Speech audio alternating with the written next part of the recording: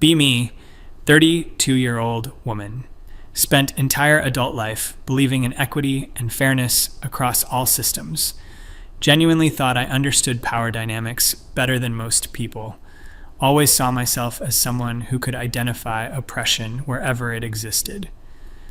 4 years ago, little brother Dylan announces engagement to Stephanie. Stephanie seemed amazing at first. Successful pharmaceutical sales rep, came from good family, volunteered at animal shelter. Whole family loves her immediately. Then Dylan brings up the prenup at family dinner. My blood starts boiling. I actually feel my jaw clench. Dylan, seriously? You're going to start your marriage by telling Stephanie you don't trust her? He tries to explain, says it's just practical, says his business professor recommended it. Dylan inherited Dad's small manufacturing company when Dad died 3 years ago. Also got the family house, the one Grandpa built in 1952. House worth maybe $800,000 now. Company does about $2 million revenue annually. I go into full lecture mode. This is exactly what's wrong with how men view marriage. You're treating it like a business transaction instead of a partnership. Mom agrees with me, says prenups are unromantic. Dylan looks uncomfortable but stands firm. I'm doing this regardless of what anyone thinks. Stephanie already agreed to it. This makes me even angrier somehow. Of course she agreed, Dylan. What choice did you give her? Sign this or no wedding? Spend the next few weeks trying to talk him out of it. Send him articles about how prenups get thrown out in court anyway. Tell him he's internalized misogynistic ideas about women being gold diggers. Explain that marriage is supposed to be about combining lives completely, not protecting assets. He listens politely but doesn't budge. Wedding happens, beautiful ceremony. I'm maid of honor despite our disagreement. Push my feelings about the prenup aside. Tell myself Dylan is just young and naive, influenced by men's rights garbage online probably.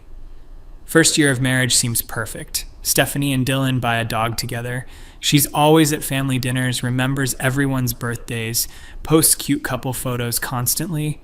I start thinking maybe the prenup won't matter since they'll obviously never divorce. Year 2, Stephanie suggests Dylan sell the manufacturing company. It's so much stress, babe. You could invest the money and we could travel, maybe move to Denver where my sister lives. Dylan says no, says the company employs 40 people who've been there for decades. Some of those guys worked for our dad. Few worked for our grandpa. Stephanie drops it, seems understanding. Year 3, she brings it up again, more insistent this time. Dylan tells me she started complaining about the house too. She says it's old-fashioned, wants to sell it and build something modern. I tell him that's normal couple stuff. Compromise is part of marriage. Internally, I'm thinking, he's being stubborn about material things. Year 4, Stephanie gets weirdly close with some divorced woman from her yoga class, starts making comments about how marriage is work and shouldn't be this hard. Dylan seems confused, says he didn't think things were hard. She starts going out more without him. Then one day, Dylan calls me, voice shaking. Steph wants a divorce. She just told me this morning. I drive over immediately. He's devastated, clearly blindsided, tells me Stephanie said she grew apart from him and needs to find herself. I hug him, tell him it'll be okay. People divorce all the time. Secretly, I'm angry at Dylan, thinking he caused this somehow with his emotional unavailability or something. Couple weeks later, Dylan meets with his lawyer, comes back looking pale. Stephanie's attorney sent their demands. She wants the house, wants 50% of the business, wants alimony despite making $90,000 a year herself, wants the investment accounts, wants the new truck Dylan bought last year, basically wants everything except his personal clothing.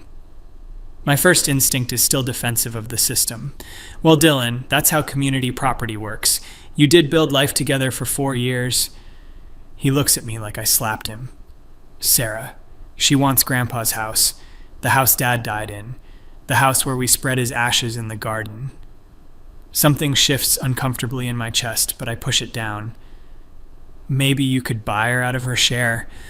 With what money? If she gets half the business, I'd have to liquidate it to pay her. Those 40 employees lose their jobs. This is starting to actually bother me now. Dylan shows me the prenup his lawyer drew up. It's actually incredibly fair. Anything inherited stays separate property. Anything built during marriage gets split 50-50. Business stays with Dylan. Any increase in business value during marriage gets split. House stays with Dylan. No alimony unless marriage lasts 10 plus years.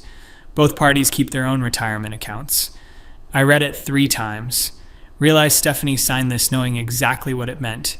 She had her own lawyer review it. I remember Dylan insisting on that. Still, my brain tries to find the unfairness. But she invested 4 years of her life, Dylan. That has value. He stares at me. So did I, Sarah. I invested 4 years too. Why does her time matter more than mine? Don't have good answer for that. Divorce proceedings get ugly fast. Stephanie's lawyer argues the prenup is invalid because she was coerced into signing, despite video evidence of her signing with her own attorney present, despite her own emails saying she thought it was totally fair. They argue Dylan hid assets. He didn't. Every account was disclosed. They argue the business increased in value because of Stephanie's emotional support. She literally told him to sell it multiple times. I watch this unfold and something starts cracking in my worldview.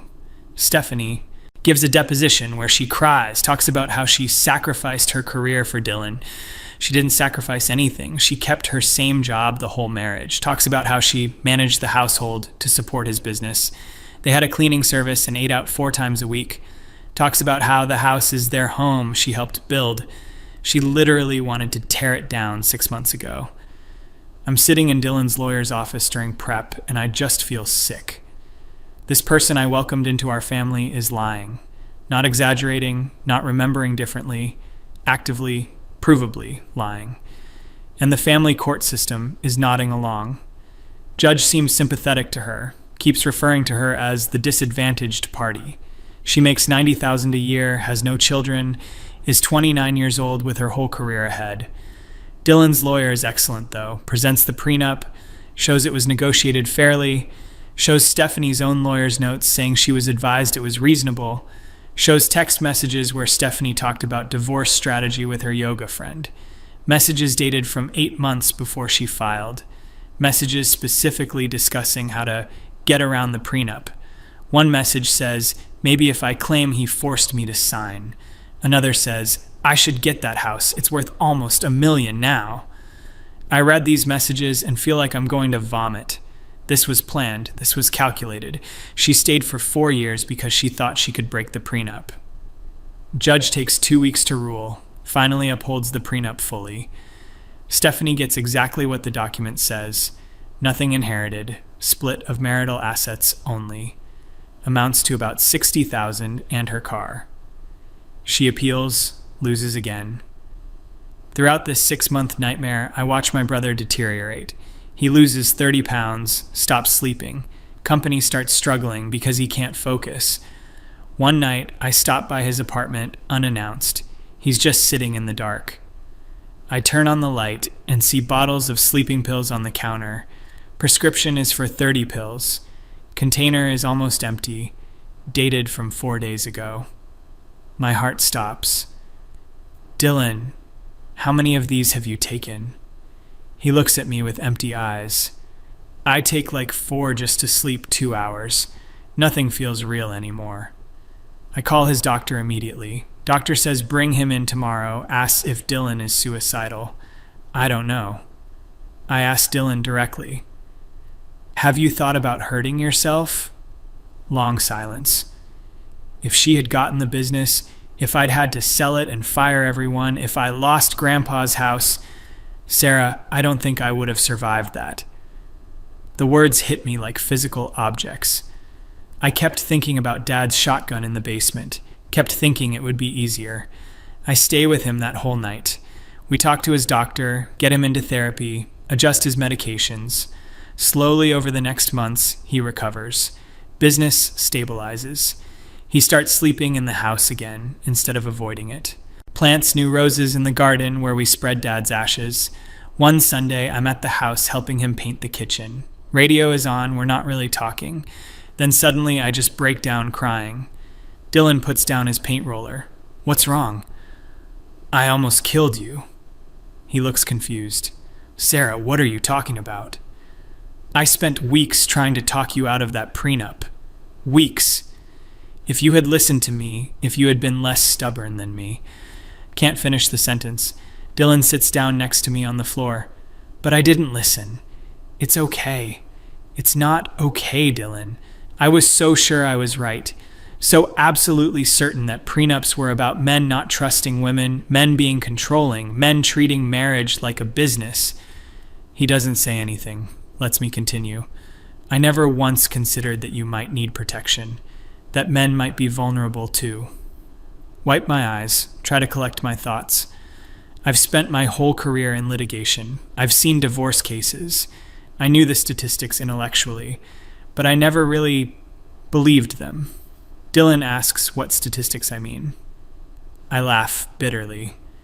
Women file for divorce almost 70% of the time. Women get primary custody 80% of the time. Men pay alimony in 98% of cases where alimony is awarded. Family courts side with mothers in virtually every disputed case. Say it out loud and realize I've always known this. I've always known these numbers. I just never thought they mattered. I thought those statistics existed because men were bad husbands, bad fathers, that they deserved those outcomes. Dylan is listening carefully. Some probably are. But Sarah, I wasn't. I loved Stephanie. I worked hard, came home every night, never cheated, never lied, tried to be a good partner. He's right. He was a good husband by any measure. Stephanie just decided she wanted the assets more than the marriage, and the system would have given them to her, would have destroyed my brother's life, his livelihood, his employees' livelihoods, our family legacy, all to give a 29-year-old woman with a career and no children a payout she didn't need and hadn't earned. The prenup saved your life. Dylan nods slowly. Yeah, it really did. We sit there for a while. I'm thinking about all the times I argued against prenups, all the conversations with friends where I called them misogynistic, all the times I rolled my eyes at men who wanted legal protection, thought they were just paranoid, influenced by manosphere garbage, afraid of strong women. Never occurred to me they might be afraid of what I watched Stephanie do, afraid of a system that would let someone destroy them legally. Dylan, how did you know? How were you smart enough at 26 to insist on this when I couldn't see it at 28? He thinks about it. My business professor was divorced 3 times, lost everything twice. He pulled me aside after class one day and told me if I ever inherited anything, protect it legally before marriage. Said he didn't care if I thought he was cynical, said love and law are different things. He was right. Yeah. And Sarah, he wasn't some bitter misogynist. He was happily remarried to his 4th wife. He had a prenup with her too. He said it actually made the marriage better because nobody worried about ulterior motives. This is starting to reorganize my entire worldview. I go home that night and can't sleep. Keep thinking about all the men I've dismissed, all the concerns I've laughed off, all the fear I've treated as oppression. Start researching actual divorce statistics, really digging into them, not just skimming headlines. Men are 3.5 times more likely to commit suicide after divorce. Men lose contact with children 40% of the time, even with joint custody arrangements. Men pay average of 40% of income in child support and alimony combined in many states. False abuse allegations occur in roughly 20% of contentious divorces, almost always against men. Men wait average of 3 to 4 years longer to remarry. Many never do. Men report higher rates of depression, substance abuse, and financial devastation post-divorce. All these numbers I'd seen before but filtered through my bias. Always assumed men deserved it somehow. Always found a way to make it about men's failings. Never once considered that the system itself might be structurally unfair to men. Never once considered that men might be the vulnerable party. This is what cognitive dissonance feels like. This is what being wrong feels like. Really fundamentally wrong about something I was certain of. Next week at work, litigation meeting about a divorce case. Wife is alleging emotional abuse, wants full custody and the house. No evidence of abuse, just her testimony. I usually would default to believing her. Now I'm looking at the case differently, asking questions about evidence, about corroboration, about financial motives. Senior partner notices, asks if something changed. Don't know how to explain that my brother's near-death experience rewired my brain. Just say I'm being more thorough. Case proceeds. Turns out wife was having an affair, fabricated abuse allegations to get better settlement. We represent the husband, save his relationship with his kids. He breaks down crying in our office when judge grants 50-50 custody. I thought I'd never see them again. She told me no court would believe a father over a mother. He's not wrong to have feared that. Statistics prove he's not wrong. Months pass. Dylan is doing better. He's dating someone new, taking it slow. She asks about the house history. He tells her about the prenup situation. She says she'd sign one too if it ever got serious.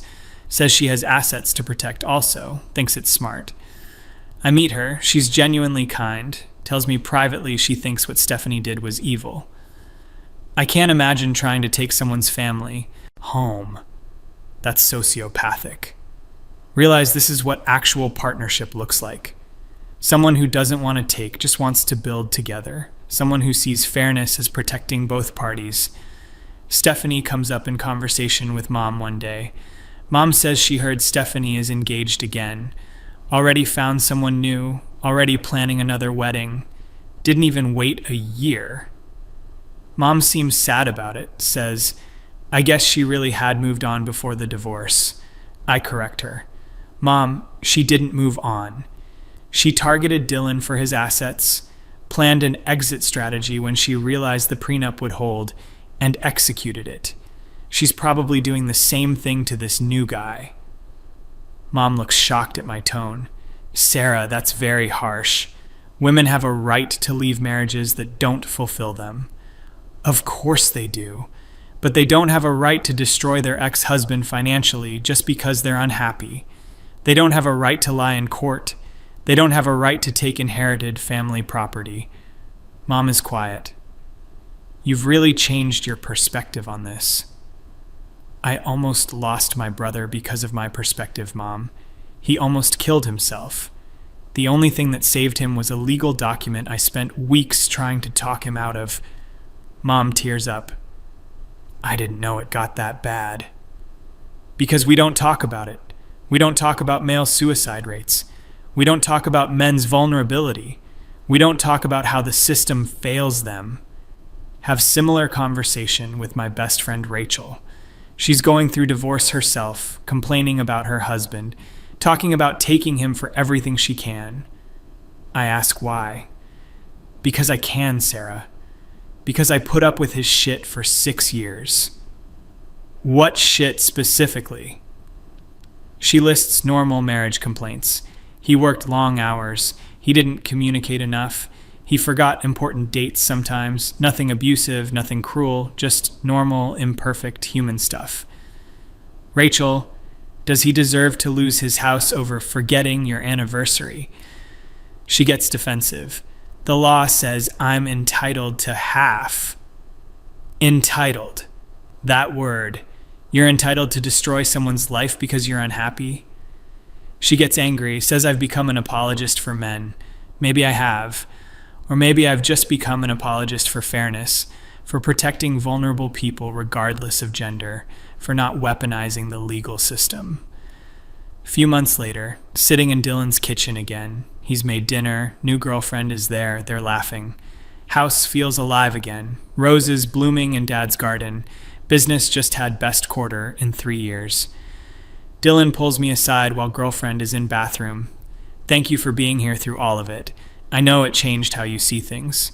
It changed everything, Dylan. Completely reorganized my understanding of fairness. He hugs me. You're still a good person, Sarah. You just have more information now. That's exactly what it is. More information. Information I was actively blocking before because it didn't fit my narrative. Girlfriend comes back. We eat dinner. She mentions her brother is getting married, asks Dylan if he thinks prenups are necessary. Dylan looks at me. I look at him. Absolutely, we say in unison. She laughs. That was synchronized. You two rehearsed that? No, I say. We just both learned the same very expensive lesson. Dylan adds, except I almost paid for it with everything I had, and Sarah learned by watching. Drive home that night thinking about paradigm shifts, how rare they actually are, how most people never have their fundamental assumptions challenged, how I would have gone my whole life thinking I understood gender dynamics, thinking I understood power and vulnerability, thinking I was on the right side. Meanwhile, I was advocating for a system that nearly killed my brother, advocating against legal protections that saved his life, being so certain of my righteousness I couldn't see the harm I was causing. Get home, open laptop, look at my old social media posts. Dozens of posts about toxic masculinity, about how men need to be vulnerable, about how men need to trust women, about how prenups are evidence of misogyny. None of it completely wrong, but none of it complete either. Missing the entire other side, missing the very real ways men are vulnerable. The very real reasons they might need protection, the very real damage that can be done to them. Start drafting a post, then delete it. This isn't something for social media. This is too nuanced, too complex, requires too much context. Instead, I just save a draft. I was wrong about prenuptial agreements. I thought they were tools of oppression. Turns out they're tools of protection for whoever is more vulnerable in a specific situation. Sometimes that's women, sometimes that's men. Fair is fair, regardless of gender. Don't post it. Not ready for that conversation. Maybe never will be, but I know it's true. A few weeks later, colleague asks my opinion on prenups. Junior associate, recently engaged, fiancé wants one. She's offended, thinks it means he doesn't trust her. Old me would have validated that feeling. New me says something different. If you love him and plan to stay married, the prenup won't matter. It's just a document. But if you love him, why would you want him to be financially vulnerable to you? Why wouldn't you want him to feel secure? She looks startled. I never thought of it that way. Most people don't. We're taught that protection equals distrust, but protection equals safety. Everyone deserves to feel safe. She thinks about it. I guess I have assets I'd want to protect too. Then protect them. Both of you protect yourselves. That's not unromantic. That's mature. She leaves, seems thoughtful. Might actually listen. Senior partner was eavesdropping, comments after she leaves. You've gotten more practical about domestic litigation lately. I've gotten more honest about it. He nods approvingly. Good. This field requires seeing reality, not ideology. That's exactly it. Reality versus ideology. I was living in ideology, in theories about how things should work, in assumptions about who had power and who needed protection. Reality is messier. Reality is sometimes women destroy men. Sometimes men need protection. Sometimes the system designed to protect the vulnerable enables the predatory. Sometimes fair is fair regardless of whose side you're on. Another Sunday dinner at Dylan's house. He's announced he's engaged to the new girlfriend. Whole family is there, celebrating. Mom asks if they're doing a prenup. Girlfriend answers before Dylan can. Absolutely. We both want one. We both have assets. We both have businesses. We both want to protect what we built before we met. Mom looks uncomfortable but doesn't argue. Dylan looks at me, raises his glass slightly. I raise mine back. Silent acknowledgement of the lesson learned. The bullet dodged. The life saved. Later, helping clean up, girlfriend corners me. Dylan told me you originally opposed his first prenup, that you tried to talk him out of it. Feel ashamed. Yeah, I did. I was wrong. He said you've really evolved on it. I watched what almost happened to him. Hard to maintain your ideology when it nearly kills your brother. She nods seriously. My dad got destroyed in his divorce, lost everything, barely survived it. That's why I've always known I'd want to enter a prenup. I never want to be the person who does that to someone, and I never want it done to me. Another person shaped by watching destruction. Another person who learned the hard way that love and law are different things. I'm glad you're protecting each other. That's what it is, Sarah. We're protecting each other. Not protecting against each other. Protecting each other from the worst case scenario. That distinction matters. That's the reframe I needed. Not protecting against your spouse. Protecting each other from what could happen if things end badly. Protecting each other from the system. Protecting each other from the worst versions of yourselves in pain. Drive home. Finally feel settled about all of it. I was wrong. Comprehensively, totally wrong. Wrong in my assumptions. Wrong in my advocacy. Wrong in my certainty. Dylan was right. His business professor was right. Everyone who tried to tell me that men face specific vulnerabilities was right. And I couldn't hear it because I was so invested in a narrative. Narrative where men are always powerful and women always vulnerable. Where protection for men equals oppression of women. Where fairness is defined by gender rather than circumstance. That narrative almost cost Dylan everything. His business, his home, his health, his life. The only thing that saved him was a legal document I viewed as oppressive. The only thing that protected him was the thing I wanted to prevent. Sit with that irony. Sit with how certain I was. Sit with how wrong certainty can be.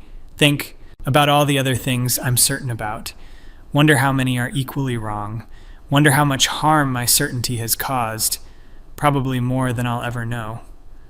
But at least I know about this one. At least I learned this lesson. At least I can see reality now, instead of ideology. At least when Dylan's future kids ask about prenups, I'll tell them the truth. The truth about how a piece of paper saved their father's life, saved their inheritance, saved their family home, saved everything. Because fair is fair, because protection isn't oppression, because men are vulnerable too, because I was wrong, and being wrong nearly destroyed everything I love.